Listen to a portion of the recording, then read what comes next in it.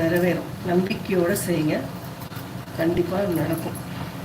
முருகனை நம்பினவங்க யாரும் கெட்டு போனதே கிடையாது, வாழ்க்கையில் ஜெயிப்பாங்க. கண்டிப்பாக முருகன் நியாயமான கோரிக்கைக்கு கண்டிப்பாக வழி செய்வார்.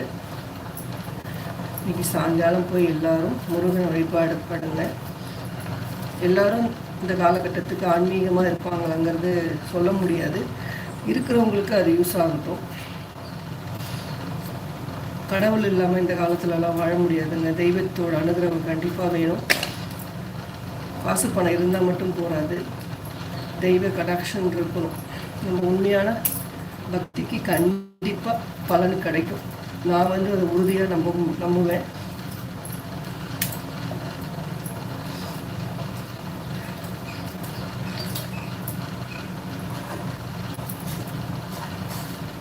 அப்படியே டீ வச்சுடுவேன். டீ குடிக்கிறது. சமையல் ரெடி ஆயிடுச்சு. ஒரு 10 நிமிஷத்தில் ரெடி ஆயிடும். குழம்பு ரெடி. வணக்க சூப்பரான வத்தக்குழம்பு ரெடி. வத்தக்குழம்புனா இந்த முருங்கைக்காய் வத்தக்குழம்பு, வெங்காய வத்தக்குழம்பு, இதெல்லாம் சூப்பராக இருக்கும்.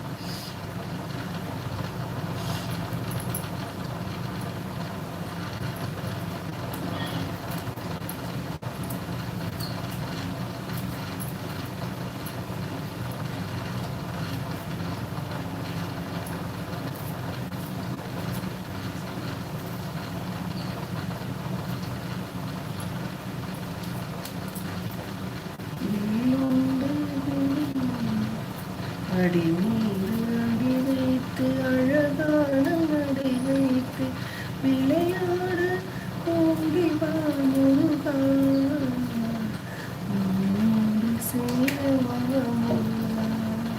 உன்னோடு சாய்ந்தாட உடலிங்கு தள்ளாட உயிர் மெல்ல ஏங்குதே குமரா, உன்னை காணும் ஆசைதான் துணைவான் கண்ணோடு வழி காட்டவா உனக்காக தேவா விரைவாய் வரும்.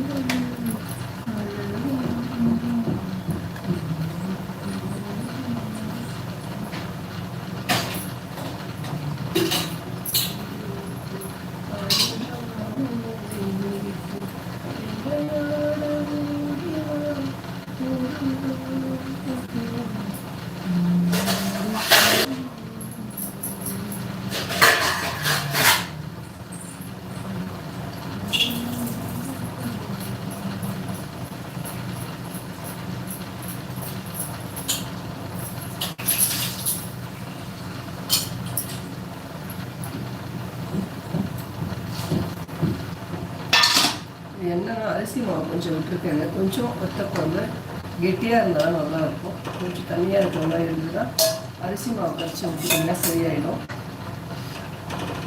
கொஞ்சம் லைட்டாக வெள்ளைக்கட்டி போட்டுடும். வத்தக்குழம்புக்கு வெள்ளைக்கட்டி போட்டால் தான் சூப்பராக இருக்கும்.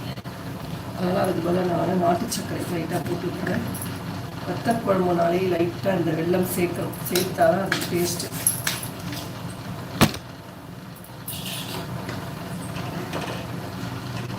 சுட சாதத்தில் அந்த வத்தக்குழம்பு ஊற்றி சுட்டு அப்பளத்து தொட்டு சாப்பிட்டீங்கன்னா என்னமா தெரியுமா?